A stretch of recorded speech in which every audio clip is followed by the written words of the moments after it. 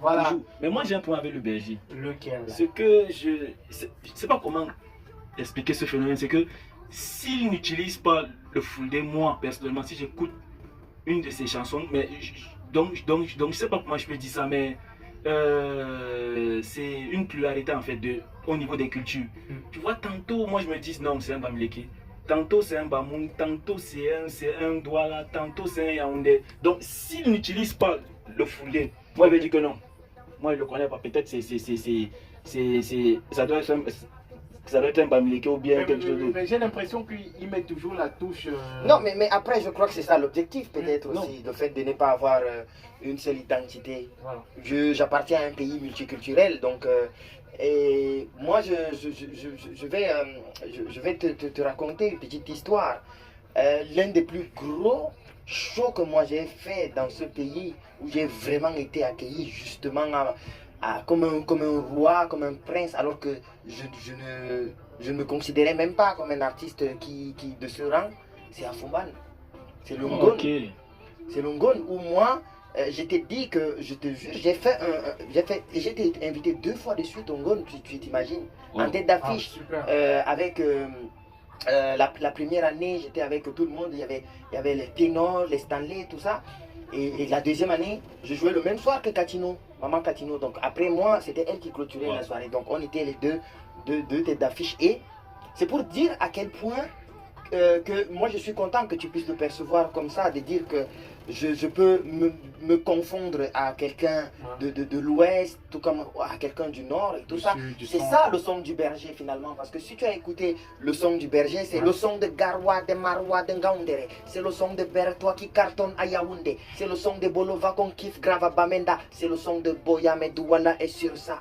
Tu vois, c'est le son qui se balade. Voilà. Et c'est ça le berger, c'est un nomade qui va. Voilà, c'est un nomade, tu connais. Et c'est ça la magie de la musique, parce qu'au Burkina Faso, tu es un Burkinabé. Oui. En Côte d'Ivoire, tu es un Ivoirien. Au Mali, tu es un Malien. Exactement, ouais, à ces endroits-là, j'ai fait des spectacles sur des festivals où j'étais étonné de l'accueil finalement, de dire que les gens se sont reconnus dans ce que je proposais. Ils m'ont. Moi, j'étais initié à la Kora, par exemple, au Burkina Faso. Oui. Et voilà, on m'a offert une kora et tout ça parce que les gens là-bas, les musiciens ont compris. Un diabaté. Parce que ce qu'on ne sait pas, c'est que les diabatés, c'est justement les fils des griots. C'est eux la kora. Okay. Donc moi j'ai été initié par un diabaté à la kora. Donc c'est pour dire que c'est ça le berger, c'est ce nomade-là qui se balade et qui propose des sonorités. Tout comme celle-ci en fait que je propose à Mimi. Elle a bien voulu le prendre et elle a bien pris et elle en a fait quelque chose de magnifique. Donc moi je crois que là le berger continue d'être un berger. Et tu continues très bien ton travail, ta musique à travers le monde. Un travail que tu fais énormément depuis plusieurs années déjà.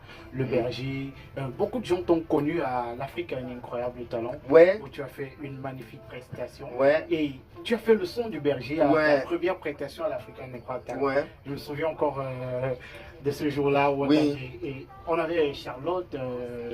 Non, on avait Fali Poupa, Claudia Tagbo et Angélique Kidjo. Et Angélique. Ouais. Ah, Charlotte, c'est plutôt. The Voice. Voilà. The Voice. Voilà, et qui t'ont dit que c'était magnifique. Oui, hormis ce qu'ils m'ont dit sur le plateau, il y a eu des conversations en off. Où voilà, j'ai compris que ce n'était pas con ce que je faisais, ce n'était pas mauvais, ce n'était pas mal ce que je proposais, mais il fallait que je continue de travailler. Donc voilà, et je pense que ça m'a valu ça en fait, ça m'a finalement offert aussi cette opportunité de côtoyer une scène qui n'a rien à voir avec ce que j'ai l'habitude de côtoyer. Et on a le résultat aujourd'hui, on est à presque 2 millions de vues sur la vidéo qu'ils ont postée sur YouTube. Ça veut dire que les gens ils partagent ça, ça veut dire que c'est l'Afrique qui gagne finalement de ce message-là. Et moi je pense que en tant que berger, c'est ce message-là que je voudrais prôner en fait, le message de l'amour, de la paix et du rassemblement. Et à un certain moment, il y a eu la reconnaissance. Mais est-ce qu'au départ, ça a toujours été facile de passer ton message à travers ce style assez particulier que tu as choisi? Rien n'est facile, même aujourd'hui. Même aujourd'hui encore. Je pense qu'on vit quand même dans une société où les choses vont vite. Où les gens ne se parlent plus vraiment. Où les gens ne s'écoutent plus vraiment.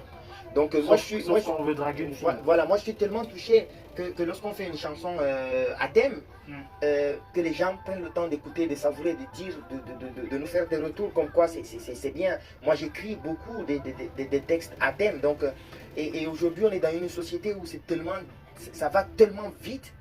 Et je lisais récemment un article sur la chute de la musique, grâce aux réseaux sociaux, notamment à TikTok, on peut le citer, hein, qui fractionnent des musiques, qui prennent juste des petites parties. Et on parlait des artistes qui en souffrent de cette plateforme-là, où les artistes croient qu'ils sont célèbres, mais ils arrivent à des gros concerts. Finalement, le public ne connaît pas toute la musique, ils connaissent seulement une petite partie. Donc il fait le micro comme ça, que le public chante, le public ne chante pas. Le public connaît juste 30 secondes parce que c'est les 30-15 secondes qui ont fait marcher la chanson et du coup, voilà, il obtient des dates. Mais après, le public, quand il découvre le reste des 3 minutes de la chanson, par exemple, il se rend compte que, voilà, le public ne connaît pas. Voilà, souvent ils sont même déçus de... Comment ça peut être comme ça et puis le son sort comme ça? Oui, et moi j'ai peur qu'aujourd'hui on puisse tomber dans... C'est pour ça que je veux que des gens ils écoutent tout le son, tu vois. Quand on ne se retrouve pas seulement en train d'écouter j'ai envie de zouker. Tu vois, après on n'a pas écouté le refrain, on n'a pas écouté le message, le chant de Mimi et tout ça. Donc c'est ça aussi quelque part notre crainte, ma crainte, et c'est ça les difficultés, pour revenir à ta question, qu'on continue de traverser en tant que des artistes qui proposent quand même une thématique qui est sociale et souvent engagée. Et peut-être c'est une crainte qui est justifiée parce que tout récemment encore, je travaillais avec un papa de la musique, pour ne pas le citer à Foicom, qui devait envoyer sa musique à une chaîne internationale, mais on avait un problème, c'est qu'ils nous disaient qu'ils allaient couper à 30 minutes 30.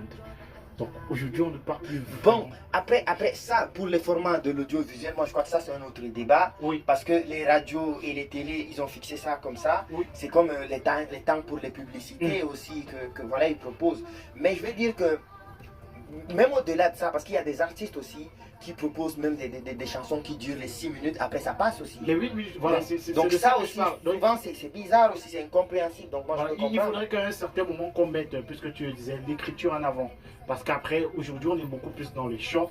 C'est-à-dire que les musiques... Non, moi je ne dirais pas qu'on mette l'écriture en avant, parce que l'écoute. Voilà, l'écoute en avant. Oui, voilà, parce qu'après, on est... Voilà, oui. On est juste... Moi je crois que on gagnerait à écouter. Hein, je ne sais pas si beaucoup de personnes sont au courant, par exemple, que Jovi a sorti une mixtape il y a quelques jours. Moi j'ai écouté toutes les chansons. J'écoute, il faut écouter. Parce que quand on écoute, on lit. Quand on écoute, on apprend. Oui, tu gagnerais à écouter. Même si après tu n'aimes pas, tu as quand même écouté. Tu as reçu le message de ne pas aimer. Et ça, c'est un avantage que tu as sur celui qui n'a pas écouté, sur celui qui n'a pas lu, sur celui qui n'a pas compris. Donc moi, je crois que c'est ça le problème aujourd'hui qu'on peut rencontrer en tant que difficulté. Il y a des albums, moi je ne sais pas combien de Camerounais ont écouté l'album de Salaciel, par exemple. Moi j'ai écouté tout son album, c'est un régal. Après tu as quelques chansons seulement qui ont marché, qu'on connaît. Oui. Voilà. Donc c'est ça, des artistes ils se battent aujourd'hui pour sortir l'album, c'est comme des écrivains qui sortent des livres. Il ne faut pas lire juste des extraits, des citations qu'on va retrouver sur internet et se faire son idée générale. Non, il faut écouter l'album. Un artiste qui fait un album, c'est un artiste, c'est un produit fini en quelque sorte. Voilà, et derrière ces albums-là, il faut, la majorité du temps, vous ne connaissez pas le 1/10 ce qu'il y a dans ces albums. Oui, exactement. Quand vous écoutez l'album Era de Loco, c'est énorme. Ouais. Et à l'intérieur, vous avez des gens qui vont vous tirer 2 ou 3 chansons pour le contenu intégral de cet album-là. Je parle de ça, moi je ne veux pas me citer parce que mon album Passe-moi le micro, il a 13 titres. Mon premier album live, Passe-moi le micro. Et c'est avec ça qu'on a voyagé beaucoup, c'est avec ça qu'on a fait beaucoup de spectacles, que ce soit ici au Cameroun, dans des salles privées ou dans des salles publiques. C'est un album où tu vas retrouver des chansons qui parlent de l'excision, où les gens peuvent s'informer sur c'est quoi l'excision, où c'est des thèmes vécus qu'on va par exemple développer, des chansons sur le rassemblement, sur le vivre ensemble, qui sont développées. Il y a Mairamjo qui est le titre original de cette chanson que nous sommes en train d'écouter, qui s'y retrouve dans cet album-là, qui est disponible gratuitement, que ce soit sur YouTube, que ce soit sur Boomplay et sur toutes les autres plateformes. Mais après qu'on m'envoie les résultats des streamings, je suis écouté beaucoup en Allemagne, je suis écouté peut-être au Japon, je suis écouté dans des pays où je sais même pas en fait comment ça se fait. Mais finalement. Peut-être c'est aussi ça la magie derrière la oui, musique. de la musique.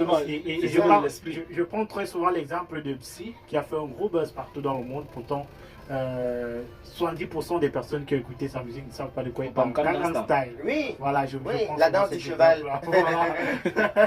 Dans tous les cas, le BRJ, c'est toujours un régal de t'avoir. Je souhaiterais qu'on fasse une émission, je ne sais pas, en fonction de ton calendrier, où on va parler de ton vécu parce que c'est enrichissant. De ta carrière en tant que BRJ. C'est une carrière, voilà. Ouais, c'est une carrière, voilà. bien sûr.